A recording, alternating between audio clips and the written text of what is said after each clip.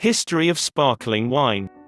1027, Henry I was crowned King of France in the city of Reims, today considered the unofficial capital of the Champagne region. For the next 8 centuries, most every monarch would be crowned here. The association with royalty improved the reputation of the wines of the region dramatically. Back then they were not referred to as Champagne but called Vin de Reims. 16th century, the Champagne region starts focusing on the production of still white wines from red grapes. If wines were sparkling, it was considered a fault and a dangerous one. The cold temperatures in the Champagne region often led to fermentation being interrupted at the onset of winter, leaving residual sugar and yeasts in the wine when was bottled.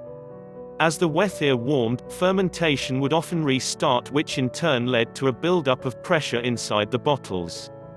This could result in the bottle exploding, setting off a chain reaction that could wipe out the entire stock in a cellar.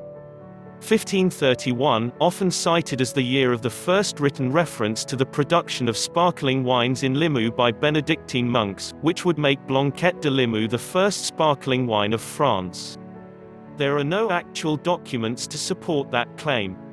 1584, the oldest surviving winery of the Champagne region is founded by Pierre Gosset. At that time Gosset wine was not sparkling. 1662, English scientist Christopher Merritt presents a paper on how sparkling wine can be made by adding sugar before bottling, liqueur de tirage, suggesting that the English may have made sparkling wine before the French. Advances in glass production allow the English to build more robust bottles that could withstand the pressure of the CO2 created during bottle fermentation. 1668, Dom Pierre Perignon was appointed as cellar master at the Benedictine Abbey at Hautevillers. Even though he was not the person to invent champagne, he worked tirelessly on improving the quality of the abbey's wine, setting standards for champagne production that are still upheld today. 1728, the ban on shipping champagne in bottles is lifted, making it possible to directly sell bottle-fermented, sparkling wines. The first house to exclusively produce sparkling wines was founded in the next year, Ruinart. 1743, Moet AC, Moet and Chandon, established by Claude Moet. 1772, Philip Clerquot starts his sparkling wine business. It is, however, his daughter-in-law, Barbe Nicole Ponsardin, after being widowed, at the age of 28, that will take the house under her name Veuve Clicquot Ponsardin, to world fame. Veuve translates as widow. 1811, the widow Clicquot invents the process of remuage or riddling to remove the dead yeast out of the bottle, by cutting up her own dinner table and turning it into the first riddling board. By slowly moving the bottles to an upside-down position, dead yeast could be collected in the neck, then discharged, leaving a clear wine. Clicquot's 1811 Comet vintage is considered by many to be the first modern champagne. 1812, Mathilde Émilie Perrier, widow of Eugène Laurent, combined the two family names to found the House of Laurent Perrier.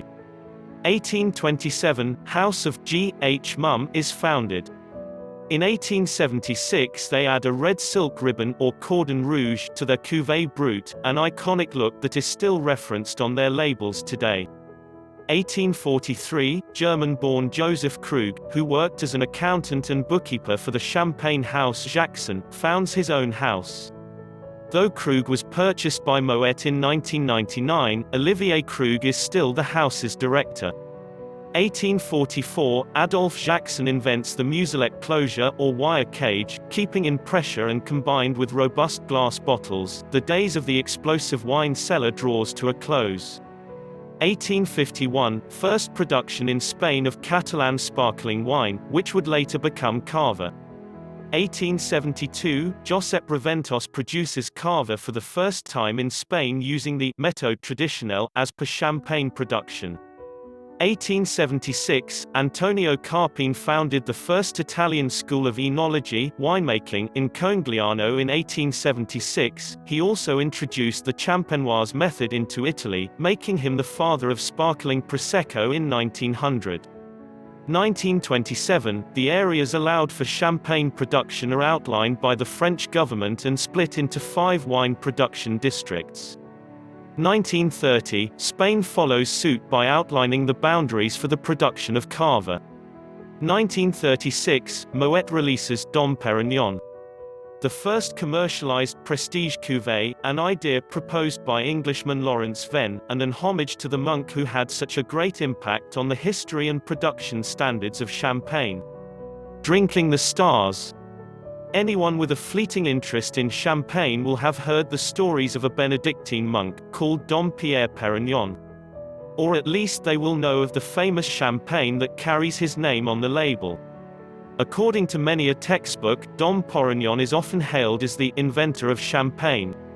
The most famous quote attributed to him, "Come quickly, I am tasting the stars," is supposed to have been his reaction. However, this origin story has since been debunked many a time. The quote first appears in a print advertisement in the late 1800s. Long after Perignon's passing, Pierre Perignon lived from 1638 to 1715. These stars referred to in the quote were in fact tiny bubbles of gas. Bubbles of carbon dioxide. Although Pierre Perignon is said to have made several significant contributions to the techniques of champagne production, he was not the inventor of the category, nor is it likely that he ever commercially made sparkling wine during his time.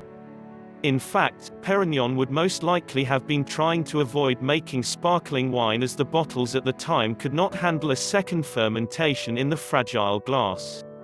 The bottles were likely to explode from the build-up of gas pressure that secondary fermentation creates. This could set off a chain reaction of explosions, for bottles stored together, which in turn would ruin a large volume of product. Champagne production. Champagne can only be made in a small legally defined region in northern France, often referred to as the Champagne region. The area lies about 160 kilometers east of Paris, and the two towns of Reims and Épinay are considered the commercial centers of the area. Champagne is predominantly made from three grape varietals. Either as a combination of all three, two or even just the one grape type. These grape varietals are Chardonnay, Pinot Noir and Pinot Meunier. Many people find it interesting that two of the grapes used for producing champagne are red, not white, with only the Chardonnay grape being a white grape. 4 other varietals are permitted for use, though this is really for historical reasons and are very rarely seen in modern production. The base wines made from these grapes are referred to as cuvées. The most expensive champagnes are made from cuvées from what's known as Grand Cru vineyards. These are the top tier of grape plantings. Although the base wines are made similarly to standard still wines, they tend to be tartar in taste as the grapes destined for use in champagnes are picked earlier with higher acidities. Once the initial fermentation has taken place and the still wine has been bottled, an additional amount of yeast is added as well as sugar. This is often referred to as liqueur de triage, and it is this step that separates sparkling wines from still wines. As the yeast eats the sugars, it releases CO2, which ends up pressurizing the bottle and carbonating the wine. This second fermentation process results in dead yeast cells known as lees. The longer the wine is left in contact with the lees, the more complex and yeasty or bready the final wine will become. While the wine is aging on lees, the bottles are slowly turned in a process known as riddling. Once all the lees are collected in the neck of the bottle, the neck is frozen, often by using liquid nitrogen or a brine solution, and the lees are removed, leaving behind clear sparkling wine in the bottle. This process is known as disgorgement. The final step is then to add a last mixture of wine and sugar. This step known as dosage or liqueur d'expedition, and it determines the sweetness of the final champagne. The champagne is now ready for sale. Prosecco production. Prosecco is almost never made using méthode traditionnelle or metodo classico as it is called in Italy, but by a much simpler, quicker, arguably cheaper, process known as the Charmat method or cuve close. It is also sometimes referred to as metodo italiano, Charmat Martinotti, metodo Martinote, or the tank method. Charmat, however, is the name of the method to remember. The main difference between these two methods is that whilst champagne and cava undergoes a second fermentation in the bottle, this step takes place in tanks when making prosecco. Whereas the second fermentation process for champagne lasts 6 to 8 weeks, prosecco's tank fermentation process tends to be a lot quicker and is normally over in 8 to 10 days.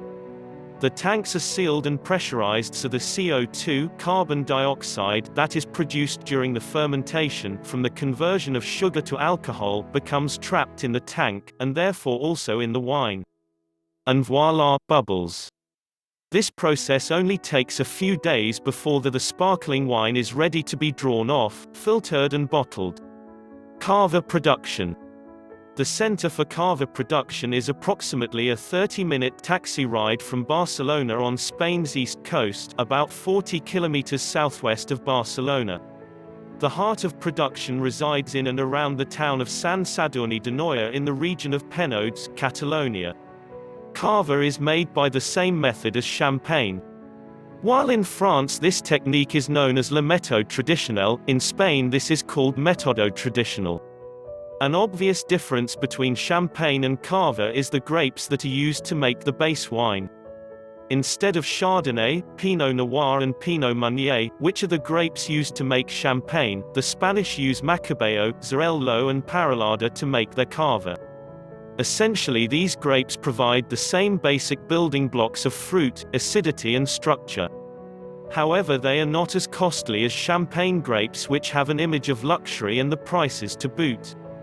The cava producers also use equipment to turn the still wine into sparkling wine, not one bottle at a time, as champagne producers often do, but at the rate of hundreds of bottles at a time.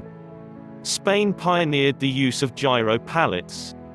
This is a game-changing machine used to riddle hundreds of bottles at a time, facilitate the removal of yeast lees or sediment. One of the distinguishing aromas and flavor characters of cava is earthiness or a slight mushroom aroma and flavor. Cava is aged for a minimum of 9 months on its lees, before release, and may be white or rosé. Thanks for watching, comments below, subscribe and hit the like button.